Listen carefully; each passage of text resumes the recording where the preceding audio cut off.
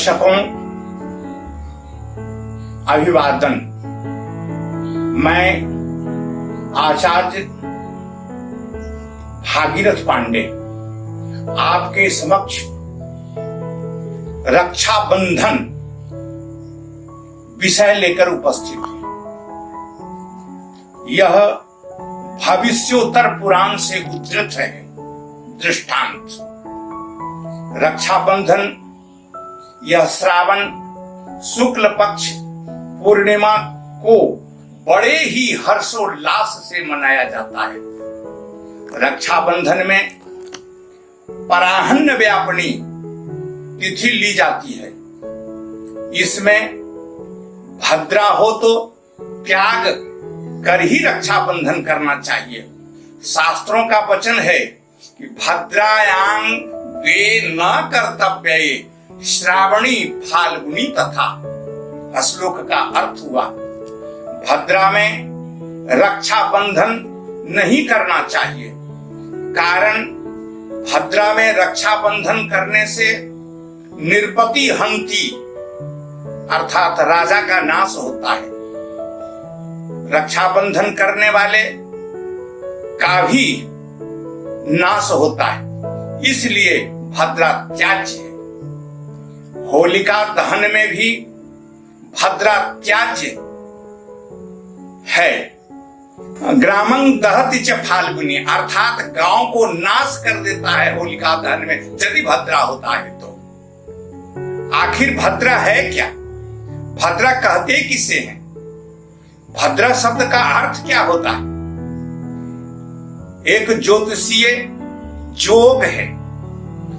इसकी कथा मिलती है पुराणों में कि देव और दानव में जब युद्ध होने लगा तो देवाधिदेव महादेव राक्षसों को पराजित करने के लिए अपने अंग से भद्रा नामक राक्षसी पैदा किया और इस भद्रा ने राक्षसों का विनाश किया।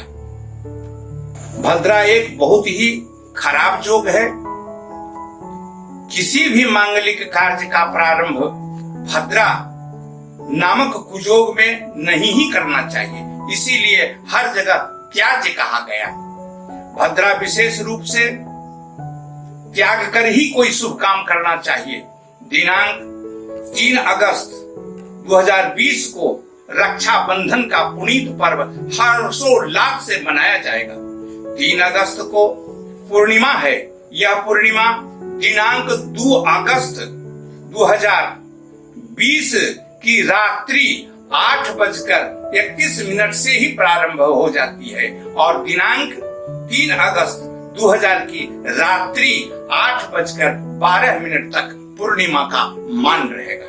दिनांक 2 अगस्त की रात्रि में 8:31 के उपरांत से ही भद्रा कुजोग का प्रारंभ होकर दिनांक 3 अगस्त 2020 को दिन में 8:22 तक भद्रा जो कुजोग है। अतः शास्त्रीय शुद्ध समय 9:30 के बाद से रक्षाबंधन का कार्यक्रम करें और 10:30 तक शुद्ध समय है। दूसरा अभिचिन्न मुहूर्त 12:01 से 1 बजे के भीतर का यह शुद्ध शास्त्रीय समय है। तीसरा सायंकाल में 3 बजे के बाद से शुद्ध समय है रक्षाबंधन का। अतः इसी शास्त्रीय प्रमाण के आधार पर बहन अपने भाई की कलाई में रक्षाबंधन करें। सर्वप्रथम एक थाली में रोड़ी, अक्षर, पान, फूल, कसेली इत्यादि से सुसज्जित कर उस रक्षा सूत्र को विधिवत पूजन कर लें। पूजन करने के बाद तब भाई की कलाई में तो रक्षा सूत्र बांध दें। इसके पूर्व रक्षा सूत्र की विधिवत पूजा कर लें। इस रक्षाबंधन की पूजा करने के बाद बहन भाई की कलाई में मंत्र बोलते हुए, जेन बद्धो बली राजा दान गद्रो महाबला तेन त्वाम प्रतिबधनामि रक्षे माचल माचल। इससे भाई की रक्षा होती है। सभी रोगों को यह नाश करने वाला रक्षा सूत्र है। 1 वर्ष तक बहन द्वारा भाई की रक्षा होती रहती है।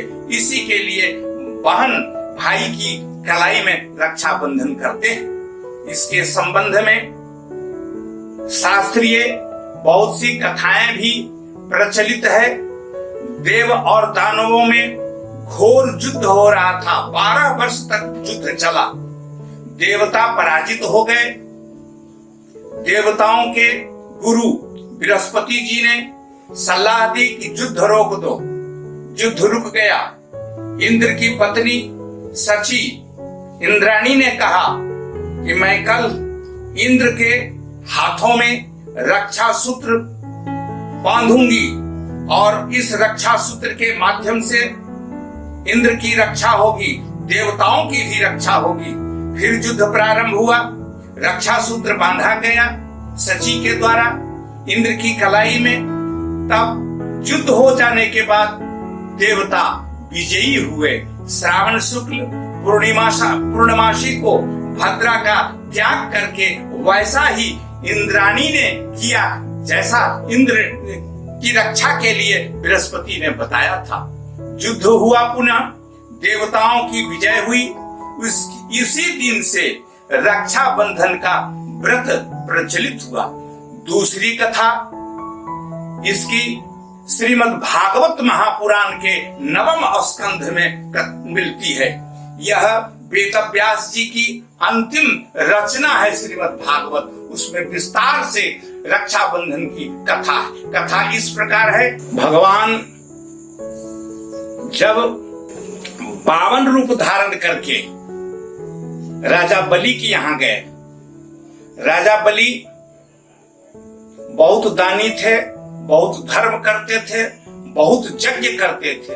तो यज्ञ करने का अभिमान हो गया बलि को कि मैं बहुत दानी हूं, मैं बहुत यज्ञ करता हूं।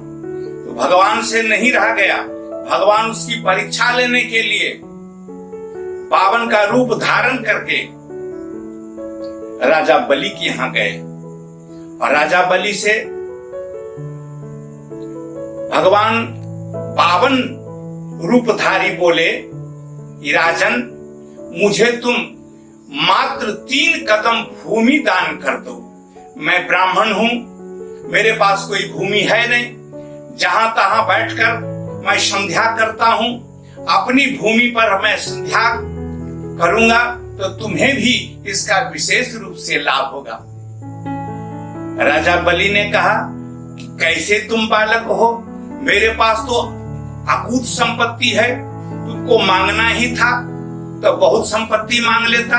मात्र 3 कदम भूमि मांगते हो, तुझे मांगने के लिए भी नहीं आता है। चलो ठीक है, मैं 3 ही कदम देता हूं। भगवान बलि को परीक्षा के लिए, धर्म की रक्षा के लिए परीक्षा लिया कि तुम कितने बड़े दानी। उसको तो अभिमान होगा। उसके अभिमान को तोड़ने के लिए अब ईश्वर अपना विराट रूप में आकर 2 ही कदम में भूमि को नाप लिया। अब राजा बलि के पास कोई संपत्ति नहीं रह गई दान करने के लिए। तो बलि के मस्तक पर स्वयं प्रो ब्रह्म नारायण पैर रख दिया। बलि बड़ा प्रसन्न हो गया कि आज मैं कृत हो गया हूं। दुनिया को देने वाला आज मेरे मस्तक पर पैर रखे हैं, मैं कितना धन्यवान हूं। भगवान ने कहा कि तुम बहुत दान कर दिया है, अब कुछ दान किया, इसके बदले में तुम क्या चाहते हो? भगवान ने कहा कि चलो तुम पातालपुरी में रहो और तुम्हारी रक्षा के लिए द्वारपाल के रूप में मैं रहूंगा। भगवान द्वारपाल बनकर पातालपुरी में रक्षा जब करने लगे, बहुत वर्षों बीत गया। लक्ष्मी महारानी को अपने पति के अभाव में बड़ा बेचैनी होने लगी। नारद जी से लक्ष्मी ने पूछा कि हमारे पतिदेव कहाँ हैं। नारद जी ने साफ शब्दों में सारी कथा सुना दी कि आपके पतिदेव बलि के यहाँ द्वारपाल के रूप में काम कर रहे हैं। लक्ष्मी महारानी इसी श्रावण मास की पूर्णिमा के दिन रक्षा सूत्र लेकर के बलि की यहाँ गई हैं और लक्ष्मी ने कहा कि मैं तुम्हारी बहन हूं, धर्म बहन हूं, आज तुम्हारे कलाई में रक्षा बंधन करने के लिए आए। रक्षा बंधन बलि की कलाई में रक्षा बंधन करने के बाद बलि ने कहा, बहन मेरे पास तो कुछ है नहीं, मैं तो सब पावन भगवान को दे दिया, लेकिन तुम रक्षा बंधन की है, इसके लिए तुम जो तुम्हारी इच्छा हो मांग लो हमसे।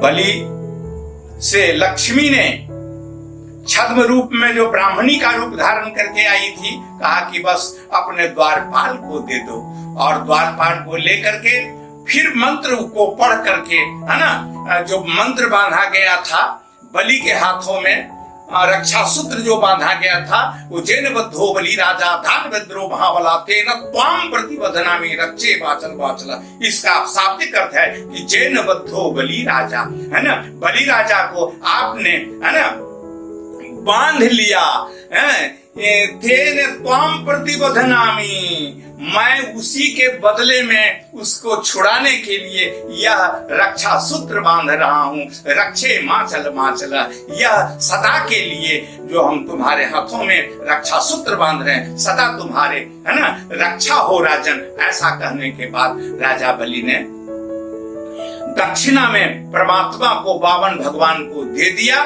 और दे देने के बाद तब से ही यह प्रचलन हो गया है रक्षा सूत्र का। इस प्रकार से तो कथाएं और भी ज्यादा है, वीडियो विस्तार ना हो जाए इसके लिए, है ना, संक्षेप में आप लोगों से मैंने यह पुराणों की कथा सुनाई है ना।